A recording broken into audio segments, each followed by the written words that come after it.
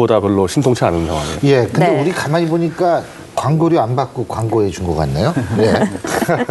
예, 일단 그 이유를 좀 말씀해 주시죠. 들어보도록 하죠. 예, 박 박사님. 저는 노라고 했는데 이번에 여야의 대통령 선거 전국의 화두가 사실은 다 정치 쇄신이지 않습니까? 그리고 이번에 1호 광고거든요. 네. 그래서 저는 1호 광고만큼은 그 쇄신에 맞는 미래 비전을 보여주는 것이 저는 상식이라고 봐요. 그런데 박근혜 후보 같은 경우에는 덜쳐서는 안 될 또 과거의 상처를 드러내서 칼자국을 보여주고 이거 아주 그 사람들에게 좀 강한 자극적인 요소는 될 수 있을지 모르지만은 좀 신선한 이미지가 없고 과거에도 구태 정치를 다시 반추하는 이런 의미에서 보면은 이걸 박근혜 후보가 하고자 하는 새로운 것하고 뭔가 맞지 않는 것 같다. 상대적으로 문재인 후보 같은 경우에는 그야말로 일상의 모습을 보여주고 첫 시작에 서면서 세 마디만 기억해달라. 뭐 공평이라든지 이제 정의라든지 균등이라든지 이런 측면에서는 1호 정치 광고로서는 저렇게 하는 것이 옳지 않느냐. 그래서 저는 문재인 후보가 후보. 더 네. 낫다 이렇게 보고 있는 겁니다. 예, 변 대표님. 지금 그 문재인 후보 광고는 오늘 완전 SNS가 뒤덮였는데 제가 아까 앉아있던 그 의자. 초고가 의자, 900만 원짜리 의자 그것밖에 논의가 안 되고 있어요. 지금 젊은 네티즌 사이에서는. 네, 내용보다는요. 메시지를 네. 던지라더라도 그 900만 원짜리 의자 그 모조품일 수도 있잖아요. 아니 그런데 그 후보 부인이 해명을 했죠. 50만 원에 중고에 샀다고. 정품은 정품인데. 근데 그것까지도 논란이 되는 게 어떻게 900만 원짜리가 중고가 또 50만 원이냐. 그래서 또 해명 말 바꾸기 논란까지 겹쳐서 광고에 대한 얘기가 하나도 없습니다. 지금 명품 의자만 가지고 얘기하고 있죠. 네. 그러면 그거는 기획 단계에서 엄청난 실책을 저지른 겁니다. 왜 그 소품 하나 잘못 관리 못해가지고 대선의 그 중요한 광고를 망쳐놨는지. 그러니까 현재는 문재인 후보 광고는 평가할 수가 없는 수준이에요. 네. 제가 볼 때 다시 찍는 게 맞습니다, 이거. 방바닥에 그냥 방석 깔고 하는 게 제일 안전하다는 그러니까요. 말씀이시죠? 또 서민 아까 그러지 않습니까? 뭐 기회, 공정, 뭐 평등 얘기했는데 그런 사람이 900만 원짜리 의자에 앉아 있으니 너무 컨셉이 안 맞아 들어가잖아요. 이건 잘못된 광고고 박근혜 후보 광고는 전 박상면 박사님의 100% 동의를 하는데 박근혜 후보는 어쨌든 야권에서 유신 독재의 딸로 비판해 왔기 때문에 무서운 이미지를 갖고 있어요. 이제 지지층이 아닌 국민들이 볼 때는. 그런데 광고에 시작하자마자 칼 맞은 장면이 나와버리면은 아무리 뜻이 좋아도 이분이 진짜 유신 시절에 또 독재의 칼을 쓰겠구나 이렇게 이미지가 가니까 이것도 도저히 점수를 줄 수 없는 건 겁니다. 오히려 훨씬 더 포용력 있는 모습. 아니 요즘 얼마나 좋습니까? 저 김경재 특보나 뭐 김중태 씨나 뭐 김지아 시인이나 박정희 시절 때 탄압받았던 그분들 있잖아요. 네. 그분들과 지금 뭐 남도구 총리라든지 이런 산업화 세력들 같이 어우러진 모습을 보여줘야지 혼자 나와서 칼자국을 도저히 무슨 컨셉인지 이해할 수가 없는 거죠. 그렇군요. 또 그렇게 네. 보니까 그러네요. 네. 근데 이제 지금 광고 문제는 두 분이 어느 정도 많이 엇갈리신 것 같지는 않고. 네.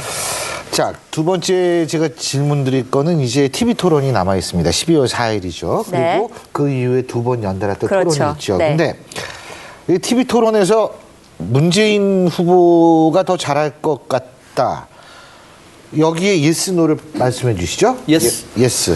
이것도 노인데 두 분 다 시원치 않을 것 같다는 생각을 했는데 일단 노입니다. 아주 네. 제가 먼저 말씀드릴게요. 네. 왜냐하면은 그동안에 한 토론회를 보니까 박근혜 후보는 과거보다는 많이 발전된 측면이 있습니다만은 전체적으로 자신의 정책 비전에 대해서는 숙지를 한 부분이 많이 약해요. 그리고 말 실수가 비교적 많은 편입니다.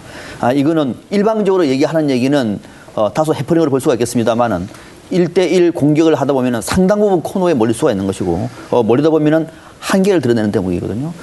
반면에 문재인 후보 같은 경우에는 비록 말은 조금 어눌한 편이긴 합니다만은 상당 부분 자신의 정책 공약에 대해서는 숙지한 측면이 많고 심지어 새로운 비전까지도 자신의 아이디어로 만들어낼 수 있을 정도의 준비를 한 것 같아요. 그래서 아마 1대1 대선 후보 토론회가 열리면은 예.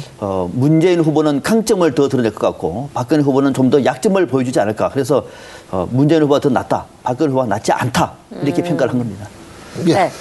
어차피 그 문재인 후보나 박근혜 후보나 토론을 잘 하지는 못한다는 평가를 받는 지금 정치인들이죠. 예를 들면 예전에 뭐 노무현 그렇죠. 대통령이라든지 뭐 정동영 후보라든지 토론 굉장히 잘하는 후보들이었고 이명박 대통령도 토론 별로 못하는 후보로 꼽혔는데 아마 거의 한 그 수준 정도로 지금 다들 평가되니까 그렇게 누가 잘할 거다 말하기는 좀 어려운데 근데 한 가지 가장 큰 변수는 1대1 토론이 아니라 통합진보당의 이정희 후보가 들어온다는 거죠. 그렇죠. 3자 후보인데 굉장히 복잡한 문제가 있어요. 이정희 후보가 들어왔을 때. 왜냐하면 총선 때 통합진보당과 민주통합당이 야권 연대를 통해서 20가지의 종북 좌파 정책에 합의를 했거든요.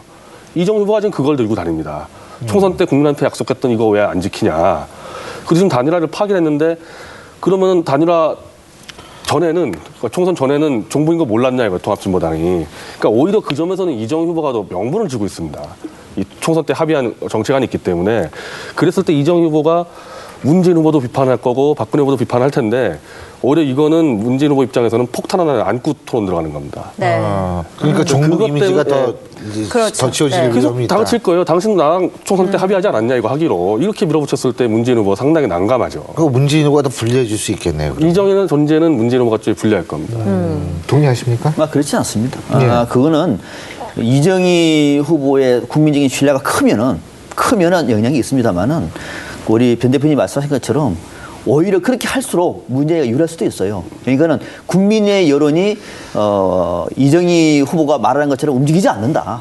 이미 그 정도가 돼버렸다. 그래서 저는 변희재 대표의 말에 동의하지 않습니다. 근데 이정희 후보, 그러니까 저는 뭐 이정희 후보가 소송을 하고 있는 입장인데 경기동부연합 관련해서. 근데 그건 저 같은 오른쪽에 있는 사람의 입장이지 왼쪽에서 볼 때는요. 지금 이정희 후보 말이 다 맞아요. 그러니까 이정희 후보한테 선거 부정을 그냥 누명을 뒤집어 씌웠다가 이게 다 드러났거든요. 검찰 수사에서. 그 이정희 후보도 왼쪽에 있는 사람들도 지지하지 네, 않습니다. 아니 그러니까 그게 그러니까 누명을 그게 덮어 씌웠는데 그렇게 뭐, 실제로 이정희 후보의 말이 맞고 명분이 더 있어요. 그러니까 그게 드러날 거라는 겁니다. 토론회에서. 자, 그렇군요. 그렇군요. 자, 예. 다음 질문 드리겠습니다. 대선 지금 국면 보면요. 어떤 프레임을 짜느냐에 따라 이게 승패가 갈린다 말들이 나오고 있는데 그와 관련한 질문입니다. 박정희 대 노무현의 대결 구도로 가면 박근혜 후보가 유리하다. 예스. 예스. 예스라고, 예. 예스. 두 분 다 예스시군요. 그러시네요. 네. 예. 이유는 두 가지입니다. 예. 하나는 국민들은 잘한 것보다는 못한 것을 더 먼저 생각하거든요. 박정희 전 대통령 때 뭘 못했는지는 젊은 세대들은 잘 모릅니다. 오히려 경제 발전이라고 하는 긍정적인 측면이 더 많이 있어요. 잘 모를 뿐만 아니라 노무현 대통령은 얼마 안 됐습니다. 기억하는 사람들이 많아요. 그래서 네거티브가 훨씬 많을 것이고 첫 번째 이유고 두 번째는 뭐냐면은 노무현 전 대통령 프레임을 가버리면은 야권 안에서도 찬반 양론이 있습니다. 예. 그렇다고 하면은 보수 여당은 똘똘 뭉쳐 있고 야권 안에서도 노무현 전 대통령에 대한 입장이 찬반이라고 하면 답은 나와 있는 거죠. 아. 그래서 박정희 대 노무현이라고 하면 박정희가 박근혜 유리한 거죠. 후보가, 네. 그러니까 박정희 프레임에 박근혜 예. 후보가 네. 유리하다는 얘기죠. 네. 저도 네. 뭐 거의 비슷한 의견인데요. 이제 박정희라는 인물은 이제 추상적인 신화가 돼 있기 때문에 구체적으로 뭘 가는 부분은 별로 없습니다. 근데 노무현 대통령 경우는 당장 지금 사안 몇 개가 심각하게 걸려 있어요. 한미 FTA 문제 걸려 있죠. 네네. 제주 해군 기지 걸려 있죠. 이건 노 대통령이 한 건데 문재인 후보가 지금 이걸 바꿨단 말입니다. 이거를. 더군다나 NLL 문제 걸려 있죠. 그러니까 실질적으로 했던 얼마 안 됐던 정책 그리고 문재인 후보가 직접 그걸 계승했던 정책들이 걸려 있기 때문에 당연히 지지층에 좀 분열이 올 수밖에 없죠. 지금 NLL 문제 잠깐만 우리가 짚고 넘어가죠. 네. 지금 NLL 문제가 다시 불거질 가능성이 있다고 생각하십니까? 저는 없다고 봅니다. 없다. 왜 그렇게 생각하세요? 두 가지 이유입니다. 하나는 NLL 문제는 일단락이 됐습니다.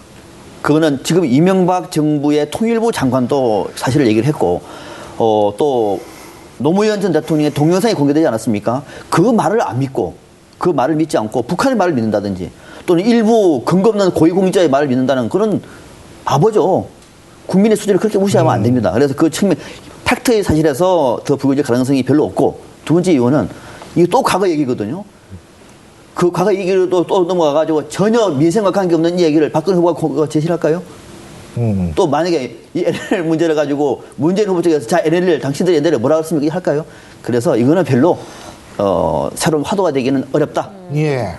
변 대표님은요? 저도 그렇게 보는데요. 근데 저는 관점은 좀 달라요. 그러니까 이 NLL 문제는 현재 진행형이고 미래적인 문제입니다. 네. 그 실제로 노무현 정권 때 NLL 무력화를 했던 인사들이 지금 문재인 캠프에 다 들어가 있습니다. 정동영 뭐 그 당시 후보부터 뭐 이종석 통일부 장관까지. 그리고 NLL 문제는 그 NLL 기점으로 한 득면적으로 지금 상당히 많은 논란이 있어요. 그러니까 득면적으로 해서 결국 서해 아랫바다를 주고 백령도 윗바다를 취하는 방식에서 굉장히 안보에 위협적인 요소들이 있기 때문에 이거는 지금 당장 검증을 해야 되는데 아까 말씀드린 그 새누리당이라는 그 조직 자체가 이런 문제 가지고 애국적 가치로 이렇게 승부를 거는 조직이 아니에요. 이거 괜히 역색깔로 얻어맞는 거 겁나가지고 아마 그냥 넘어갈 가능성이 높은데 국민적 입장에서는 이건 반드시 짚고 넘어가야 됩니다. 그래서 이제 두 분 다 의견이 같았습니다. 네. 힘들어요. 진짜 오늘 제가 그러네요. 힘든 경우가 없네. 아, 그리고요. 네. 아까 안철수 후보 앞으로는 개인의 입장이 아니라 지지자들의 입장에서 판단하겠다. 자, 네. 이 단어가 있는데 이 지지자들 입장에서 판단하겠다는 얘기가 안철수 후보가 문재인 후보를 적극적으로 지지하겠다라는 의미로 해석하십니까? 예스, 노로 답해 주십시오. 자, 변 대표님. 전 노라고. 노입니다. 노. 네. 그러니까 적극적으로 그렇죠. 지지는 지지하지 아니다. 않겠다라는 얘기. 네, 저는 그렇게 합니다. 근데 그 오마이뉴스 여론조사 아까 저희가 맨 네. 처음에 소개해드린 거 보면 65% 안철수 후보의 지지 65%가 문재인 후보를 적극적인- 적극 지지해야 된다. 전 그거 네. 보고 깜짝 놀랐다니까. 그러게요. 이게 무슨 여론조사 그거를 저는 이렇게 봐요. 예, 왜 예. 그러냐면은 안철수 후보의 현상적인 지지율을 보면은 과반이 정권 교체를 지지하기 때문에 그걸 따라가는 것이 맞는 얘기죠. 그렇지 않습니까? 그러나 네. 안철수 후보의 지지 세력의 본류는 뭡니까? 기성 정치권을 뛰어넘는 새로운 정치 실험이거든요. 그 실험이 좌절된 것 아닙니까? 좌절되지 않았으면 단일화해가지고 민주당과 손을 잡아야 되는 거죠. 좌절된 상황에서 그 사람들이 꿈을 버리고 지금 당장 정권 교체가 급하다 그래가지고 찍어 손을 잡는다는 것은 안철수 후보의 상식에 맞지 않을 뿐만 아니라 자신이 얘기했던 논리와도 맞지 않는다. 예. 그래서 말 그대로 백의종군 차원에서 조금 더 과거보다는 문재인 후보의 선거 유세에 좀 더 나설 가능성이 있다. 이를테면 조금 더 적극적으로. 그러니까 마이크를 잡고 전면에 나서는 것은 이거는 법 현실적으로도 불가능할 뿐만 아니라 여러 가지 명분으로도 안 된다고 하면은 이를테면은 뭐 강연 정치를 통해 가지고 과거에 말하지 않았습니까? 왜 앵그리버드가 왜 눈물을 흘리는지, 예, 또는 왜 젊은이들이 선거에 참여를 해야 되는지, 왜 정치가 중요한지, 그리고 우리 기득권 체제가 왜 공고한지 이런 문제는 충분히 얘기를 하면서 오히려 정권 교체라든지 시대 교체의 필요성을 얘기할 수 있는 거죠. 또 SNS라든지 이런 거 잘해가지고 좋은 축하말 한마디. 문재인 후보 말 감동 있다. 뭐 예를 들면은 이런 거 정도는 나는 할 수 있겠다. 그것도 국민과 약속이다. 그래서 그런 차원에서 저는 이해를 하고 있는 겁니다. 예, 변 대표님. 저는 좀 그 다르게 보는데 안철수 후보는 지금 기업가죠. 안랩에 지금 대주주고 그 측면에서 보면은 사실은 안철수 후보의 적극 지지층은 안랩 주가에 물려 있는 사람들이에요. 10만 원대 샀다가 지금 물려서 어떻게 하지 못하는 이 사람들이 지금 핵심인데 안철수 연구소라는 회사는 B2B죠. 그러니까 정부와 대기업이 사주는 그런 회사입니다. 이런 제품을 정부와 대기업이 사주는 회사이기 때문에 이건 권력이 아주 민감한 회사예요. 네. 이런 회사는 권력 잘못 쓰면 하루아침에 무너지는 수가 있는데 지금 안랩 주가가 하한가로 3만 원까지 내려갔다가 올라오는 이유가 안철수 후보가 문재인 후보를 적극 안 도울 것 같다 해가지고 올라오고 있습니다. 만약에 잘못 줄 서가지고 한번 권력의 반대편에 섰다가는 안랩 정부가 안 사주면 어떡할 거예요. 그러니까 이게 정몽준 의원 같이 이제 현대중공업은 수출만 하는 회사잖아요. 여기 상관없고요. 예전에 문국현 후보, 유한 킴벌리 이거 기저귀 파는 회사 아닙니까? 정권 잡았다고 기저귀 더 많이 못 사죠. 이거 상관이 없는데 네. 안철수 회사는 그렇지 않아요. 완전 권력으로 움직이는 회사여서 저는 오히려 그 판단했을 때 함부로 지금 현재 박근혜 쪽이 좀 유리한 구도가 있지 않습니까? 네. 함부로 이렇게 문재인 쪽으로 가기 어려울 거다. 회사 운영 때문에. 저는 그렇게 보고 있습니다. 아, 그렇군요. 그러면요, 얘기 나온 김에 안철수 전 후보 관련된 질문 하나 더 가도록 하겠습니다. 안철수 전 후보, 대선 끝나면 신당 창당한다. 어떻게 생각하십니까? 노죠. 예. 노. 네. 아유, 그 회사가 있는데. 회사에 충실할 것이다. 기업가로서, 네. 야당을 어떻게 만듭니까? 저는 이렇게 봅니다. 안철수 후보는 이미 정치의 길을 택했습니다. 그죠? 정치의 길을 택했고 그 정치의 길이라고 하는 원대한 비전이 야권 단일화 과정 속에서 무너지고 말았습니다.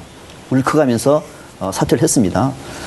정치를 그만하겠습니다라고 하면은 변 대표 말처럼 이제 다시 기업으로 돌아가면은 가능하겠습니다만은 정치를 한다고 하면은 그런 얘기했죠. 앞으로 정치를 하더라도 개인이 아니라 지지자들의 뜻을 따르겠다라고 하는 거는 안철수 후보 지지자들이 어떤 사람인들인지는 공감대가 형성돼 있다. 그리고 세력을 유지하겠다. 그렇죠. 그렇죠. 세력을 유지한다. 그러면 그 세력을 유지하기 위해서는 정치에서 세력을 유지하는 방법은 정당을 만드는 건 상식이에요. 다만 그 정당이 기존의 새누리당, 민주당보다 훨씬 더 진화된 방식으로 정당을 만들었어. 안철수 세력을 가지고 새로운 정치를 하는 것이 수순이 아니겠느냐. 네. 그렇게 보고 있는 겁니다. 변 대표님. 그러니까 이제 문재인 정권 들어서든 박근혜 정권 들어서든 신당을 창당한다면 야당이라는 얘기인데 야당을 할 수 있는 기업이 아니에요, 이 기업은. 저는 그건 불가능하다 보고 계속 강연 다니면서 총선이나 지자체 때 슬쩍 와서 또 개입했다가 세력 만들고 막 그런 방식으로 하지 정면으로 정치를 하기에는 회사 자체가 그건 불가능하다고 봅니다. 차라리 수출을 또 90% 하는 회사 또 상관없는데 이건 국내 매출만 97%예요. 이 회사 특성은 상관 안 된다는 얘기죠. 변 대표님에게는 이제 안철수 그 연구가 발목을 잡고 있는 이런 말씀이 그렇군요. 네. 뭐 자기 재산, 전 재산 걸려 있는데. 네. 알겠습니다. 예, 오늘 두 분 모시고 직문직답 해봤는데요. 다음 네. 주에는 좀 더 이 대립되는 소재로 한번 모시겠습니다. 예, 오늘 말씀 네, 잘 들었습니다. 고맙습니다. 고맙습니다.